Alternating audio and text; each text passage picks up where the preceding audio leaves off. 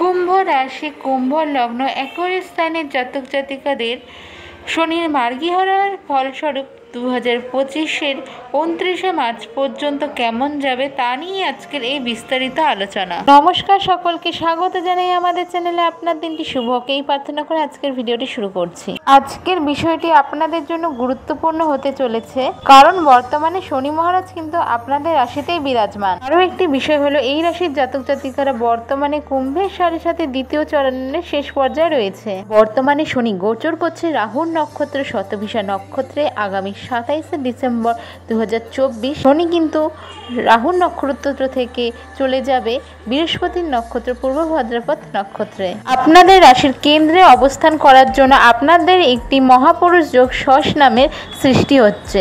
2025-এর 29শে March শনি রাশি পরিবর্তন করবে। রাশি পরিবর্তন করে তিনি কুম্ভ রাশি থেকে মীন রাশিতে গোচর করবেন এবং আপনাদের দ্বিতীয় ঘরে গোচর করবেন। ভিডিওটি স্কিপ না করে দেখবেন, কারণ অনেক কিছুই জানার আছে আপনাদের বিষয়ে।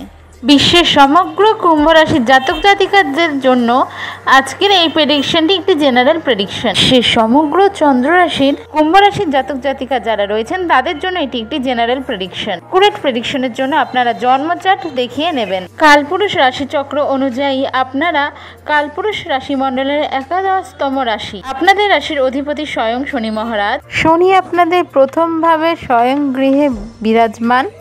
আমরা সকলেই জানি শনি মহারাজ যেই গৃহে থাকে সেই গৃহকে বলবান করে তোলে এবং যেই বাকি 3টি গৃহে তার নজর থাকে সেগুলিকে দুর্বল করে ফেলে। শনি মহারাজ মার্গী হওয়ার পর থেকে ধীরে ধীরে আপনারা আপনাদের রোগ ব্যাধি কাটিয়ে সুস্থতার দিকে অল্প অল্প করে এগিয়ে যাবেন। এই সময় শত্রুপক্ষ অ্যাক্টিভ থাকলেও আপনাদের কোনো ক্ষতি করতে পারবে না।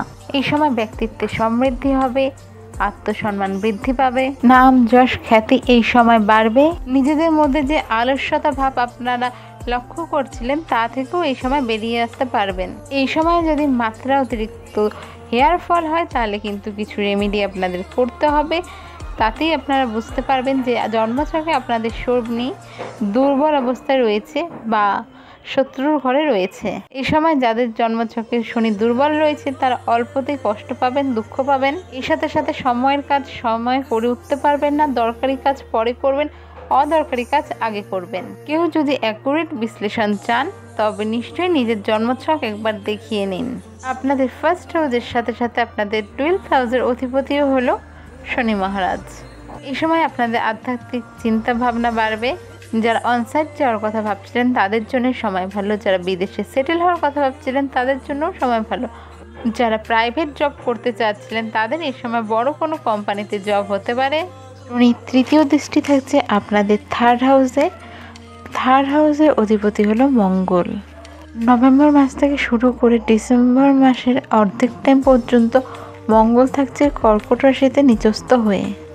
27শে ডিসেম্বরের আগে পর্যন্ত ভাই বোন বা আপনার থেকে যারা ছোট বয়সে রয়েছে তাদের সাথে সম্পর্কে প্রবলেম থাকলে সেগুলিকে ঠিক করার চেষ্টা করবেন।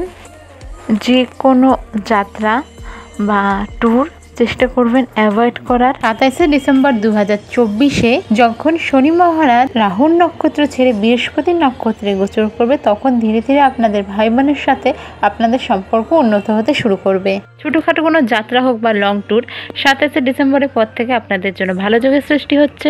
27শে ডিসেম্বরের পর থেকে বন্ধু বান্ধবদের তরফ থেকেও আপনারা নানান ধরনের হেল্প পাবেন, সুযোগ সুবিধা পাবেন। অনলাইন ইনকাম, ডিজিটাল মার্কেটিংয়ের সাথে যারা যুক্ত রয়েছেন তাদের জন্য সময়টা ভালো যাবে।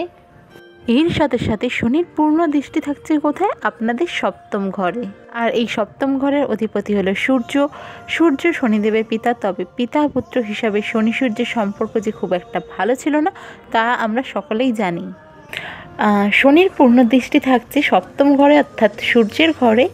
সেহেতু এই সময়টা কিন্তু যেসব জাতক জাতিকারা কুম্ভ রাশির অবিবাহিত রয়েছেন আপনাদের বিয়ের যোগ যেটা শুভ সেটা কিন্তু 29শে মার্চের পরেই। আমি বলবো যারা বিবাহ করতে চান অবশ্যই 29শে মার্চের পরে করুন। তার আগে বিবাহ করলে নানান ধরনের প্রবলেম সারা জীবন কিন্তু আপনাদের বয়ে নিয়ে যেতে হবে।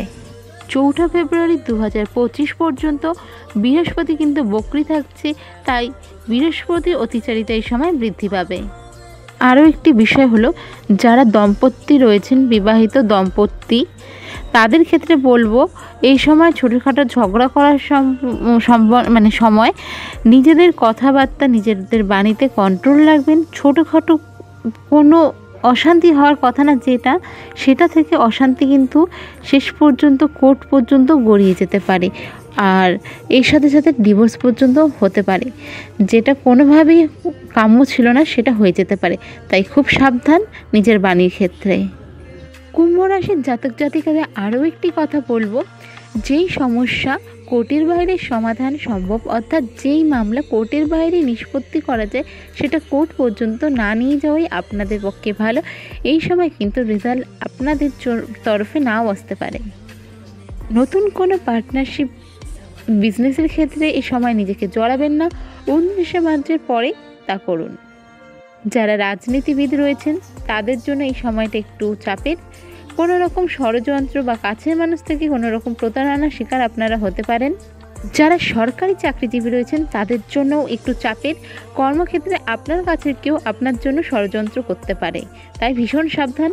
যে কাজ আপনারা করেননি বা হয়তো আপনি কাজটি সম্পর্কে জানেনও না, সেই রকম কিছু দুষ্কর্মে আপনাদের ফাঁসিও দিতে পারে। আরেকটি বিষয় হলো, অন্যের বুদ্ধিতে কোটিপতি হওয়ার থেকে নিজের বুদ্ধিতে ডাল ভাত খাওয়া ভালো। তাই বিজনেসম্যান যারা রয়েছেন তাদের জন্য এই সময়টা একটু চাপের যদি থাকে, অবশ্যই প্রথমে অন্য কারো থেকে বুদ্ধি নিয়ে কোথাও ইনভেস্ট করবেন না বা কিছু করতে যাবে না, যেমন আছে চলতে দিন। 29শে মার্চের পর কিন্তু সময় কিছুটা বেটার হবে। এই ট্রানজিটের পর আপনারা তৃতীয় চরণে যাবেন, তখন অনেক কিছুই নিজেদের থেকে করতে পারবেন। এই সময় বিজনেসের ক্ষেত্রে কিছু নতুনত্ব আনার চেষ্টা করবেন না, যা আছে তেমনই চলতে দিন। কঠোর পরিশ্রম এই সময় আপনাদের করতে হবে, কারণ আপনাদের সপ্তম ঘরে শনি মহারাজের পূর্ণ দৃষ্টি। লক্ষ্য যদি থাকে, কর্ম যদি করতে পারেন, রেজাল্ট কিন্তু পাবেনই। 4-5টি কাজ একটু একটু করে করার থেকে এই সময় যে কোনো একটা কাজ করুন, কঠোর পরিশ্রম করুন, শনি মহারাজ কিন্তু ফল দিতে বাধ্য। যৌন চাহিদা থেকে এই সময় নিজেদের কন্ট্রোলে রাখবেন। এক্সট্রা ম্যারিটাল অ্যাফেয়ারের সময়ও এক্সট্রা ম্যারিটাল অ্যাফেয়ারের ক্ষেত্রেও এই সময় নিজেকে কন্ট্রোলে রাখুন। যারা সোশ্যাল মিডিয়ার সাথে কানেক্টেড, কোনো রকম কোলাবোরেশন করার ক্ষেত্রে ভুল কিছু আপনারা জেনেও তা নিয়ে কোলাবোরেশন করে তাকে ঠিক দেখানোর চেষ্টা করা থেকে বিরত করুন। আপনার ক্ষেত্রে কিন্তু এসব কাজের ক্ষেত্রে মামলা কোর্ট পর্যন্ত এবং হ্যারাসমেন্ট বা টাকা জরিমানাও হতে পারে। শনি মহারাজের অন্তিম দৃষ্টি থাকছে আপনাদের দশম ঘরে কর্মভাবে। 27শে ডিসেম্বরের পর শনির দৃষ্টি থেকে কিছুটা হলেও রিলিফ পেলেও পুরোপুরি রিলিফ পাবেন না, কারণ বক্রী বৃহস্পতির দৃষ্টি থাকছে, পঞ্চম দৃষ্টি থাকছে আপনাদের ওই ঘরে। কর্মস্থানের অধিপতি মঙ্গল আপনাদের এই সময় নিচস্থ থাকছে, তাই এই সময়টা কিন্তু কম কথা আর কাজ বেশি করতে হবে। যে কোনো ক্ষেত্রেই জমে থাকা কাজ ডেডলাইন আসার আগেই সম্পন্ন করুন।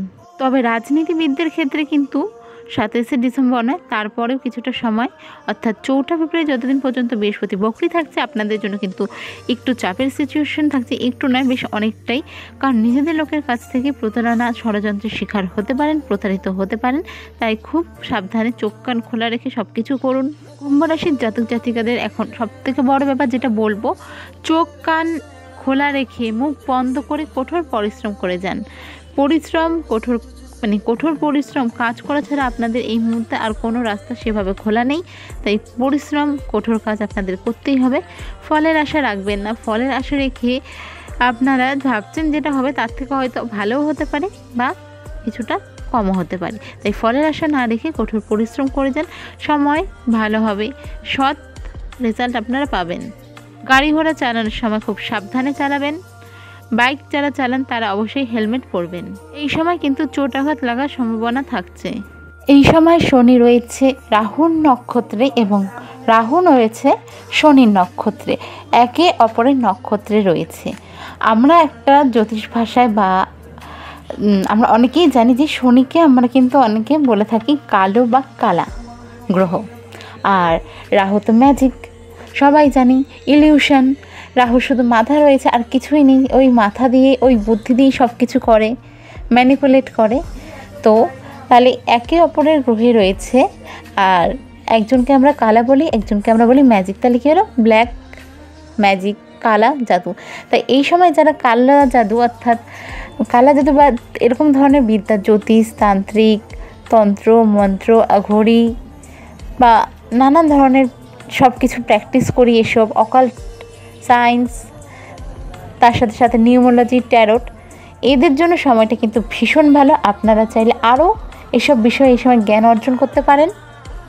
যারা বেকার যুবক যুবতী রয়েছেন, চাকরির জন্য কঠোর পরিশ্রম করছেন, এই সময় তাদের মধ্যে থেকে চাকরি হতে পারে। এই সময় যাদের শ্বশুরবাড়ির সাথে সম্পর্ক খারাপ রয়েছে, জাতক বা জাতিকা, তারা ঠিক করে নিতে পারেন। শ্বশুরবাড়ির নামে কিন্তু যদি মিথ্যা মামলা করেন বা মিথ্যা কথা বদনাম রটিয়ে বেড়ান, তাহলে কিন্তু আর্থিক দিক থেকে, ক্যারিয়ারের তরফ থেকে বেশ ক্ষতির সম্মুখীন আপনারা এই সময় হবেন। এই সময় কথাবার্তা বলার ক্ষেত্রে, সেটা যে কোনো কারণে বা যে কোনো মানুষের সাথে হোক, ভীষণ সাবধানে বলুন। মুখ ফসকে এমন কিছু বলে দেবেন না যা আপনার জন্য বা সামনের মানুষটার জন্য বা সিচুয়েশনটার জন্য খুব খারাপ হয়, কারণ বলে ফেলা কথা কিন্তু ফেরত আনা যায় না। এই সময় উল্টোপাল্টা খরচা করার থেকে বিরত থাকুন। শনি মহারাজ কিন্তু উল্টোপাল্টা টাকা নষ্ট করা পছন্দ করে না। এর সাথে সাথে ব্যাংক ব্যালেন্সের দিকে নজর দিন, খরচায় নজর দিন। অযথা খরচা করবেন না। এই সময় খরচা এই সময় বৃদ্ধি এমনিতেই পাবে। বন্ধুবান্ধব, আত্মীয় স্বজন, এইসব বিষয় থেকে এই সময় কিন্তু আপনারা হেল্প পাবেন। তাছাড়াও তাদের সাথে সম্পর্ক এই সময় ভালো রাখুন। সব কিছু মিলিয়ে কিন্তু বলা যেতে পারে যে এই সময় কুম্ভ রাশির জাতক জাতিকাদের জন্য খুব যে একটা ভালো সময় তা নয়। এরপরে এই 29 মার্চ যবে শনি মার্গী হওয়া থেকে ছেড়ে দিচ্ছেন, তারপর থেকে কিন্তু তৃতীয় চরণ শুরু হয়ে যাচ্ছে 7.5। তো এই সময় খুব সাবধানে চলতে হবে। বলা যেতে পারে 30% আপনার ভালো সময়, 70% কিন্তু একটু চাপের মধ্যেই থাকবে। তা আপনাকে নিজেকেই ঠিক করে নিতে হবে, বুঝে শুনে চলাফেরা করতে হবে, পয়সা খরচ করতে হবে, কারণ ব্যয় বাড়ছে এই সময় আয়ের থেকে অনেক বেশি। এবার বলবো আপনারা কি করবেন এর প্রতিকার স্বরূপ এর থেকে মুক্তি পেতে।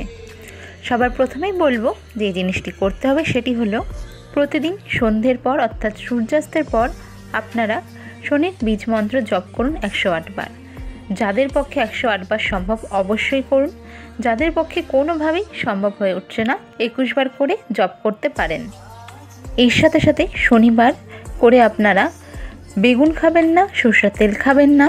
তাছাড়াও শনিবার করে বেগুন, সরষের তেল, লবণ, লোহার জিনিস বা কালো কিছু, যেটা আপনার পরের দিন কিনলে চলবে, এরকম কিছু ক্রয় করবেন না।